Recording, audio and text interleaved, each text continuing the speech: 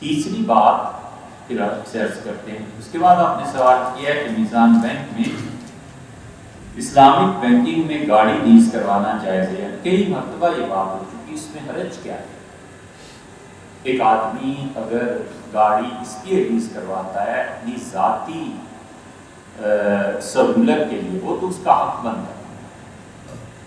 7-8 چیزیں حضور صلی اللہ علیہ وسلم نے ہر آدمی کا حق قرار دی. اس کا مکان، اس کی گاڑی، اس کا ایک خادم، اس کے لیے کپڑے، اس کی خوراک. یہ چند ایک بنیادی ضروریات زندگی ہیں.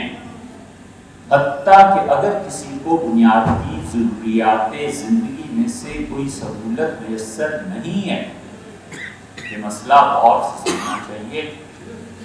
فقہاء نے لکھا ہے کہ ایک آدمی کو مکان میسر نہیں ہے اور کرائے کے مکان پہ رہتا ہے.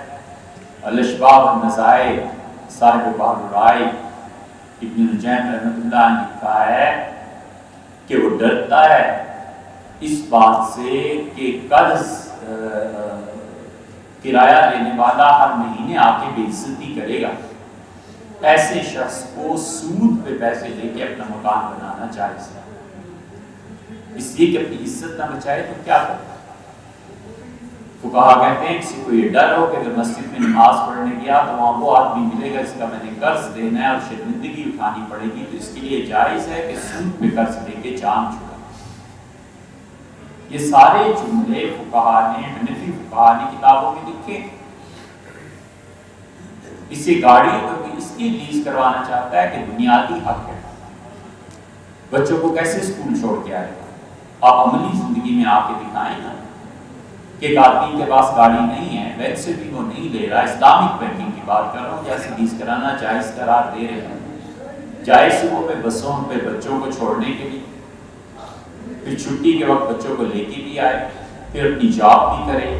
گورنمنٹ کے جو اوقات کار مقرر ہیں 9 سے 4 بجے تک، اس میں وہ گورنمنٹ کا پابند ہے، 1 منٹ کی بھی خیانت نہ کرے. ہم دیکھیں کہ زندگی کیسے ہو جائے. اس لیے اتنی چیزوں میں نہیں پڑھنا چاہیے. جہاں شریعت نے چھوٹ دی ہے بس دی ہے، جہاں نہیں دی ختم. تو اس وجہ سے فقہاء نے اس کو جائز رکھا. تو اس کا بنیادی ضروریات زندگی میں سے ایک چیز ہے، اس کے لیے درست ہے. ان دونوں سوالات کے بعد تیسری بات جو آپ نے کہی نا،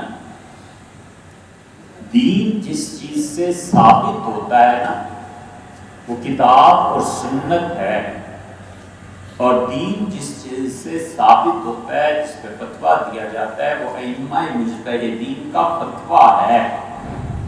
دین اس سے ثابت نہیں ہوتا کہ میرے حضرت یہ کرتے تھے اور فلاں کے حضرت یہ کرتے تھے اور فلانی حضرت کا یہ قول ہے. دین ثابت ہوتا ہے کتاب و سنت سے.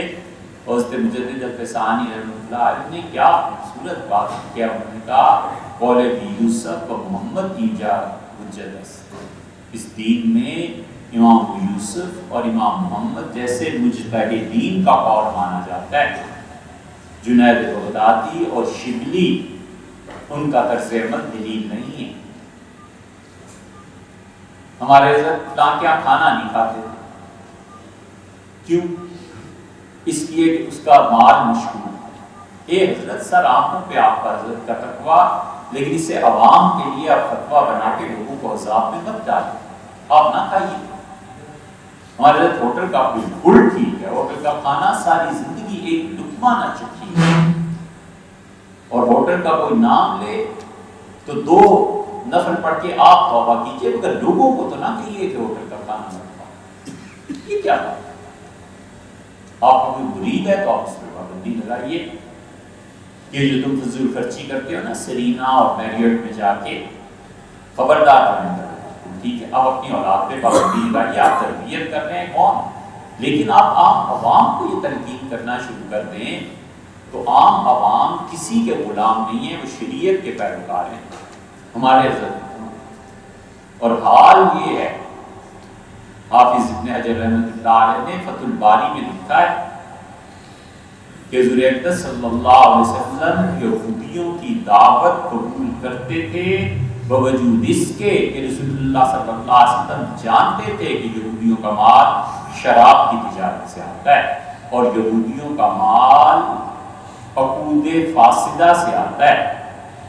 یہودیوں کا مال سور اور ان چیزوں سور تو نہیں معاذ اللہ حرام ذرائع سے آتا ہے. اس کے باوجود رسول اللہ صلی اللہ علیہ وسلم یہودیوں کی دعوت قبول کی ہے اور کسی ایک روایت میں ایسے نہیں کہ جا کے پوچھا ہو کہ پیسے کہاں سے آئیں گے, میں نے کھانا کھانا ہے تو پیسوں کی تحقیق کریں. کیا ابن حجر رحمۃ اللہ فتح الباری میں لکھا ہے مفتی حضرات سے جا کے پوچھ لینا, کسی سے بھی پوچھ لو, قیامت کی صبح تک اس حوالے کا کوئی رد نہیں کر سکتا. حضور صلی اللہ علیہ وسلم نے کبھی کسی سے پوچھا تھا کہ تمہارا مال کہاں سے آیا, تمہارا پیسہ کہاں سے آیا؟ کبھی بھی کہہ نہیں. ہم نے اپنے مشائخ کو بھی اسی حال میں دیکھا ہے, وہ فقیہ تھے بنیادی طور پر. اس لیے ہر آدمی کے مال کو مشکوک بتانا اور لوگوں کو منع کرنا, تو منع کرنے کے لیے آپ اولاد کو منع کیجئے, مریدوں کو منع کیجئے, کسی اور راستے سے منع کیجئے, عام پبلک میں دخل نہ دیجئے. اللہ کا بہت بڑا انعام ہے کسی شخص پہ کہ اس کو کوئی شیخ پیر و مرشد مل جائیں تاکہ وہ اپنے باطن اور اخلاق کی اصلاح کر سکے. اور خدا کا اس سے بڑا انعام یہ ہے کہ اس کا شیخ مفتی بھی ہو, فقیہ ہو, حالات حاضرہ کو جانتا ہو, تو علم اور تزکیہ دونوں جب جمع ہو جاتے ہیں نا پھر تنگی نہیں. جہاں صرف صوفی ہوتا ہے اور دین کو نہیں سمجھتا, یہ بھی خدا کے دین کو عوام کے لیے برباد کر دیتا ہے. اور جہاں صرف فقیہ اور مفتی ہوتا ہے جس کا کوئی انسانی اخلاقیات سے تعلق نہیں ہوتا, یہ بھی دین کو برباد کر دیتا ہے. ان دونوں کو جمع کرنا چاہیے, پھر جا کر کے انسان میں اعتدال پیدا ہوتا ہے. پبلک کو مت کرنا, اپنی اولاد پہ پابندی لگائیں, بگڑے سمرے آپ کا اپنا مسئلہ, آپ کا اپنا کھاتا ہے, آپ جانے, پبلک کو نہیں مت کرنا چاہیے. اس لیے فقہا نے اس کو صاف صاف کہا کہ حضور صلی اللہ یہودیوں کی دعوت, آپ کو کوئی عیسائی دعوت دیتا ہے تو آپ رد کر دیں گے, قبول کرتے. صحابہ کرام رضی اللہ عنہم نہیں جاتے تھے یہودی اور عیسائیوں کی دعوت.